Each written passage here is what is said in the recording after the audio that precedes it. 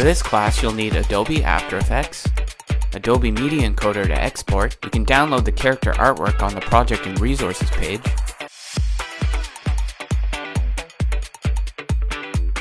In this lesson, we're going to import our character artwork. Once you're inside After Effects, you can right-click, Import, File, locate the character artwork file. Make sure you import it as a composition. Footage dimensions, you can leave it as layer size. Click OK. We can go ahead and click here to enter our character ready to animate composition.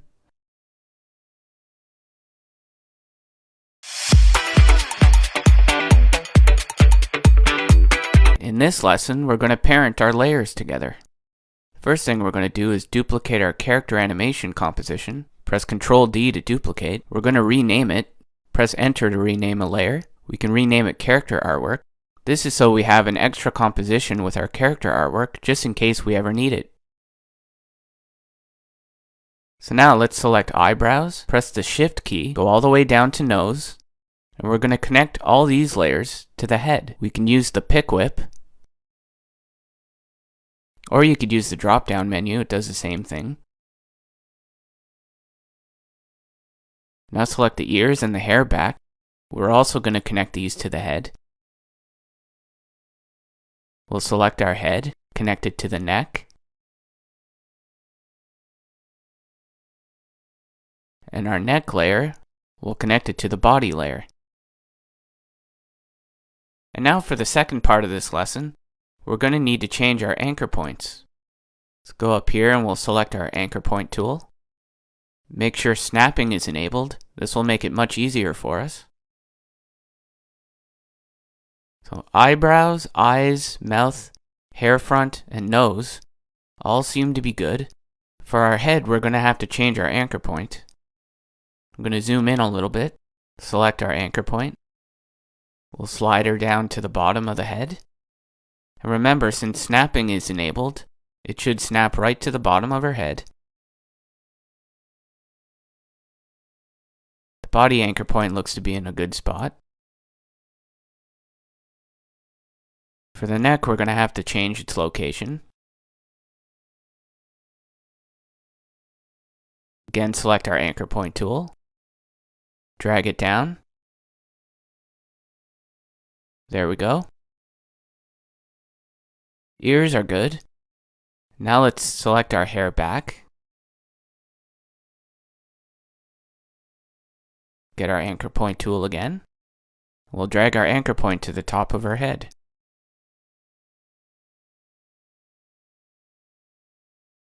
Now that all our anchor points are in the correct spot, our character should rotate properly.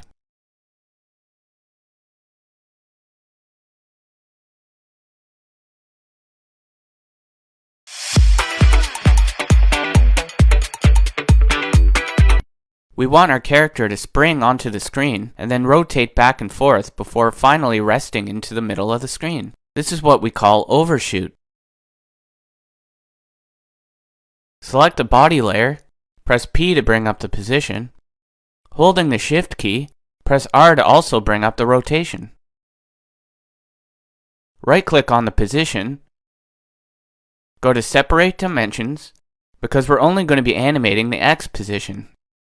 At the beginning of the timeline, let's change our rotation value to 90%. Press the stopwatch to put a keyframe. Then we can move over 15 frames on the timeline.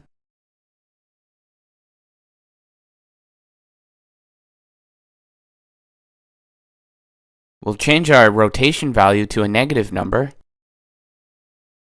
-8 looks good. Now let's move over to frame 23 on the timeline.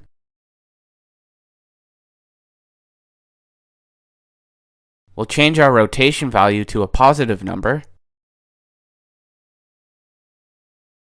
Let's try 3%.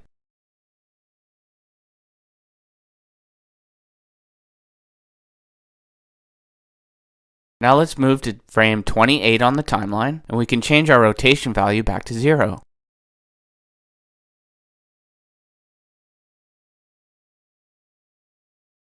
Select our keyframes, press F9 to easy ease. Now let's head into the graph editor. For this animation, I'm going to be using the speed graph. For the first animation, I'm going to drag these handles all the way to the left.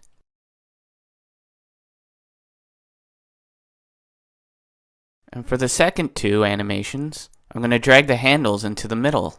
We want our character to animate fast onto the screen, and then her animation will smooth out on the next few keyframes.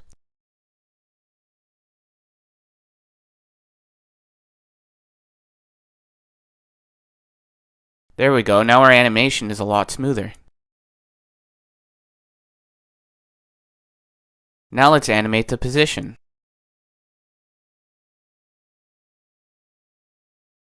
Let's drag our X position until our character is off the screen.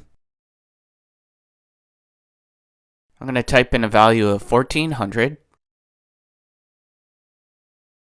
Place a keyframe. Now let's move to frame 15 on the timeline.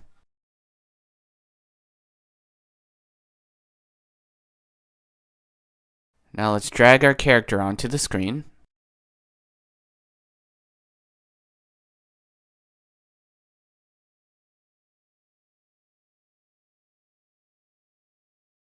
Let's try a value of 525 for the X position.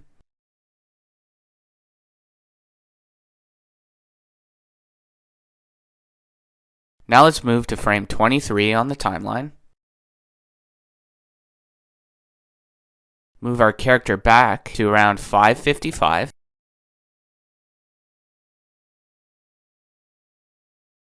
And then let's move to frame 28, and we'll have our character move to our resting position, which should be 540, which is exactly the middle of the screen. Just like our rotation animation, we're going to select our keyframes, press F9 to easy ease, head into the graph editor. And what we want to do is ease these keyframes very similar to the way that we eased our rotation animation. It doesn't have to be perfect, but we do want the animations to be very similar.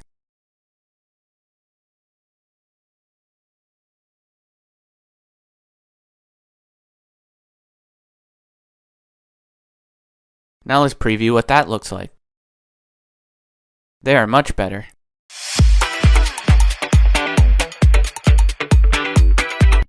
Now for the head animation. We can close our body layer. Let's select our head layer. Press R to bring up the rotation. Let's move to frame 32 on the timeline. Press the stopwatch to put a keyframe. Now let's move over to frame 36 on the timeline. Change our rotation value to 4. Now let's move to frame 42 on the timeline. Place a keyframe, because we want no animation to happen between these two keyframes.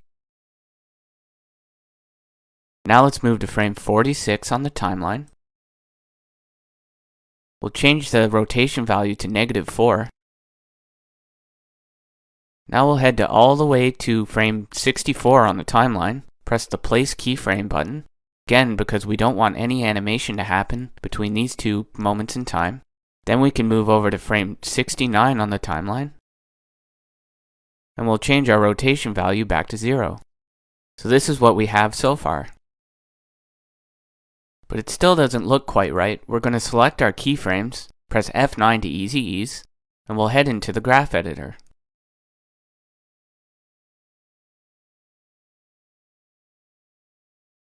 For our first head movement, I'm going to drag these handles all the way to the left.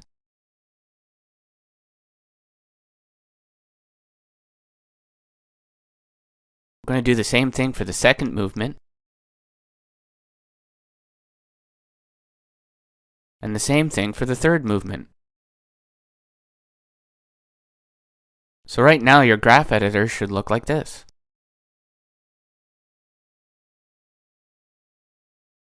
There, now the animation looks a lot smoother.